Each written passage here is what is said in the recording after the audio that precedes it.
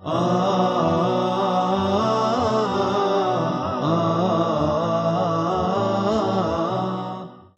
ar-Rahman ar-Rahim. Salam alaikum, my secondary students, for a new lesson for today for your book, The Traveler 3.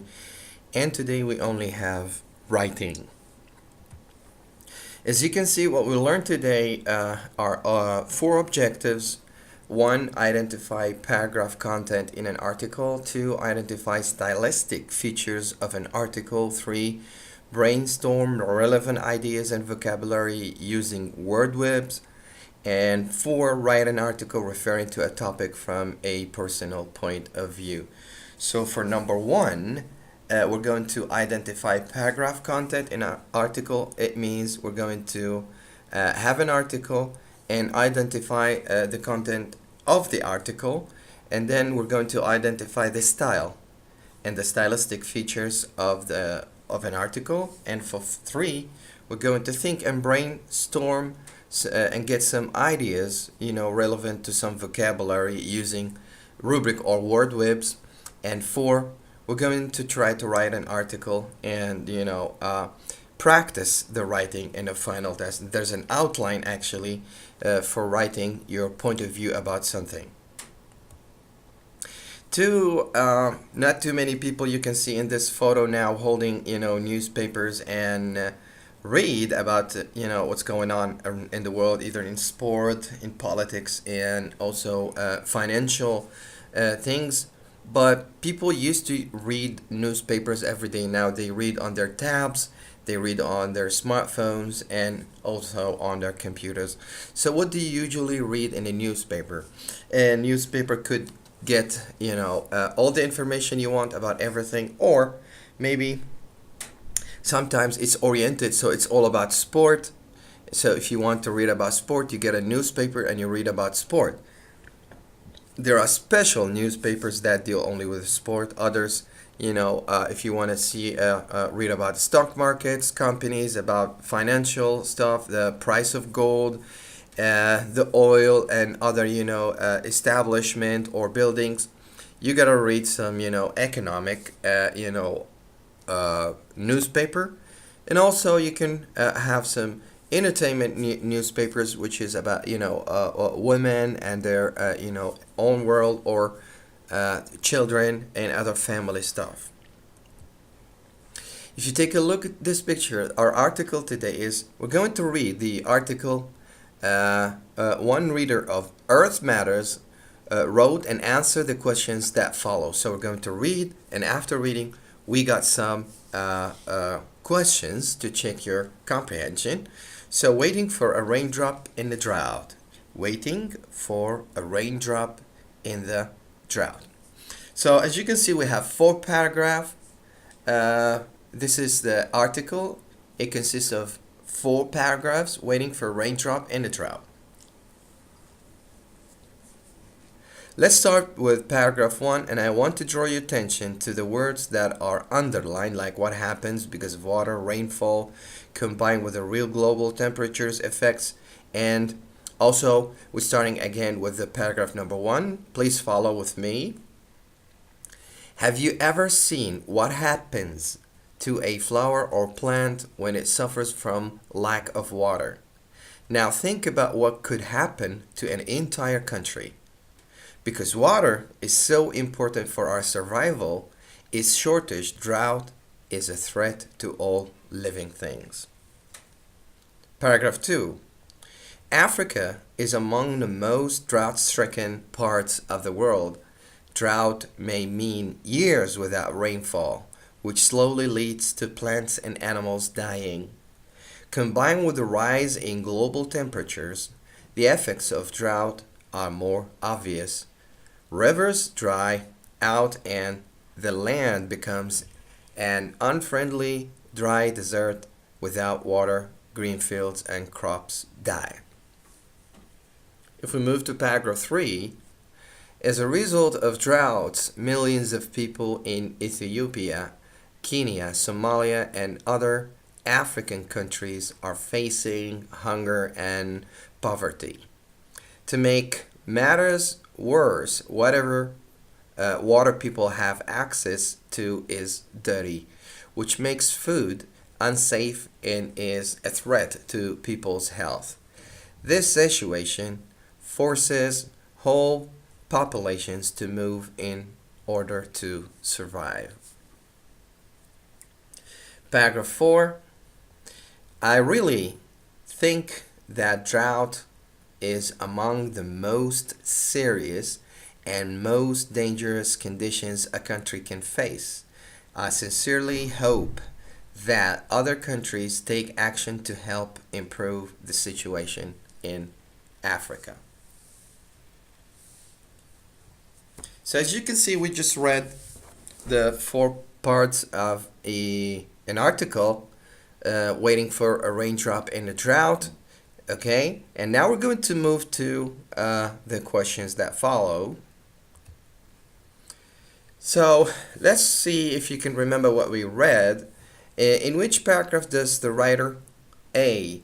describe the problem and its effects on the environment, B. introduce the topic and make a comment, C. give examples of the problem's effects on humans, and sum up the essay and give an an opinion. So we have 1, 2, 3, 4. So which paragraph talked about the first one when he described a problem and its effects on environment? Was it 1, 2, 3, or 4? Which paragraph introduced the topic, and also in the topic it left a comment? And also for C, give examples of the problem effects on humans, and finally sum up the essay and give his or her opinion. Let's display the answers for you. So in paragraph 2, the paragraph described the problem and its effects on the environment. And in number 1, of course, it was an introduction. So introduced the topic and made a comment. And in paragraph 3, the writer gave examples of the problem effects on humans. And finally, in paragraph 4, talked and summed up the essay. And in paragraph 4, it gave his or her opinion, or the writer gave his or her opinion.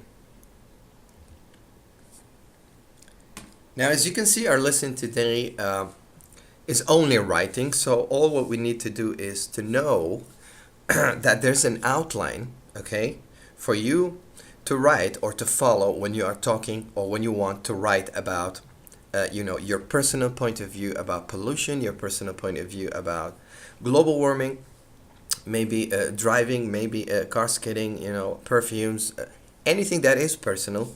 There's an outline. So when you're writing an article referring to a topic from a personal point of view, or you have your own opinion about something, you follow the outline below. 1, you start with a title.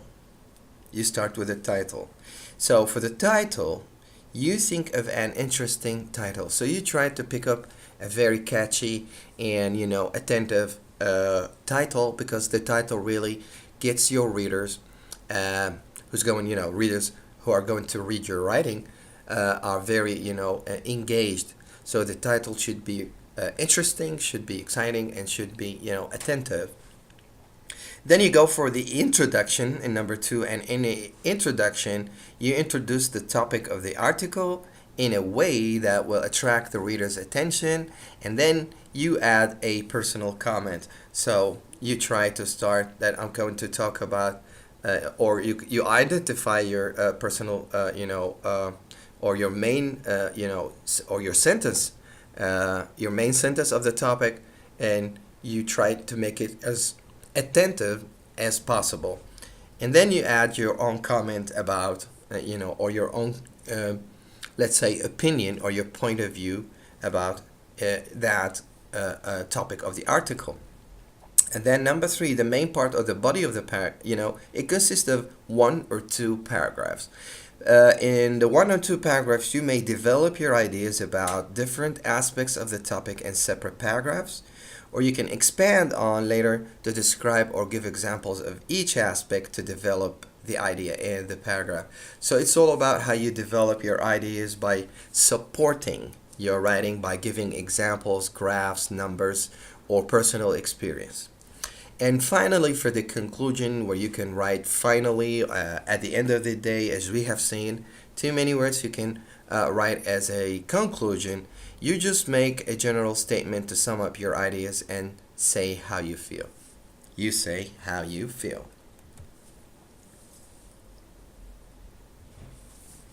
To the right, you can see a word web, which we use for students to make them organize their ideas so they start writing in a very good way. So the word web here, you're talking about droughts. So the drought is your topic sentence, and you talk about the atmosphere, you talk about the shortage of water, and then the nature, and you leave a question at the end. So word web helps you organize your ideas and writing. Try to use it. There are so many other ways where teachers can help their students by using a table, by using graphs, by using facts, or also questions or a filling in table. This will help you organize your writing. And finally, you need to write. How do we actually learn in writing? Because writing is like driving a car. You learn by your mistakes, so you write and learn from your mistakes. So read the rubric in a previous activity again and write your article in 120 to 150 words. Use the ideas and the vocabulary in the word web to help you.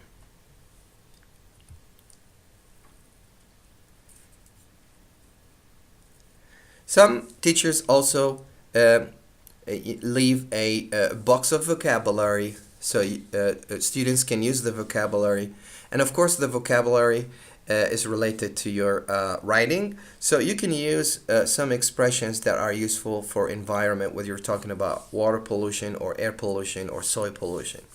So some words that you need for some good writing, you may use the word atmosphere, polluted, acid rain, rubbish disposal, many landfills, not many recycling plants, nature, shortage of water, destruction of rainforest, climate change, global warming, severe weather conditions, floods, tornadoes, storms, volcanoes, etc.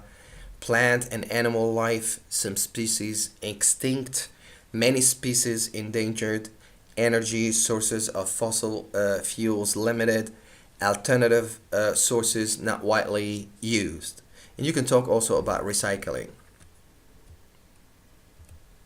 So that's it. Also, we can sum up at the end of this lesson of what we'll learn today. So we just end up when you're writing an article referring to a topic from a personal point of view, follow the outline, which is you start with a title, introduction, main part, mainly 1, 2, 3 paragraphs, and then the conclusion, and some tips and advices. So when you're writing an article, you want to catch the reader's attention, so you use a catchy title, organize the article in paragraphs, use a lively, colorful language example, variety of words, phrases, expressions, and questions, and linking words.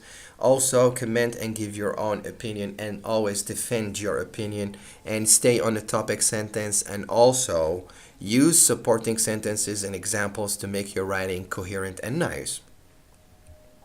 These are the references and the resources for you. And finally, for more lessons and information, you can visit our website. You can follow us on Twitter, and also you can call us on a 24/7 landline. Thank you all for watching this. Until I see you again, have a good day, and Assalamu alaikum.